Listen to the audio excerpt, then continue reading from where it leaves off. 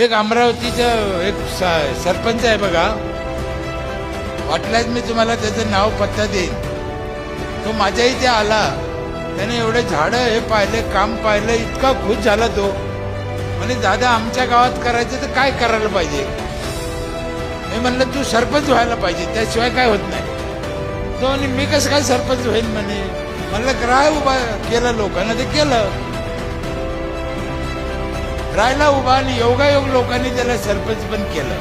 ही सत्य घटना आहे. अमरावती मानकर नाव आहे त्यांचं, मानकर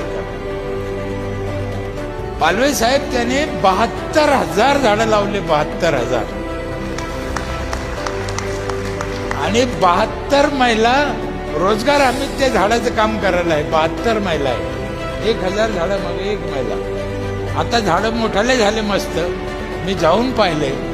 आणि तो एवढं काठीचं टिपरू घेऊनच फिरत होता. तेव्हा एवढे झाडं लोकांनी जगू दिले आणि सरकारी जागेवर लावले, सरकारच्या खर्चाने लावले. पण मग तो करू शकतो तर इतर सरपंच का करीत नाही. हे यांची ती इच्छा नाही, यांच्यात ती धमक नाही, यांचं कोणी ऐकतही नाही, यांच्यावर लोकांचा भरोसा नाही, म्हणून या गोष्टी घडत नाही.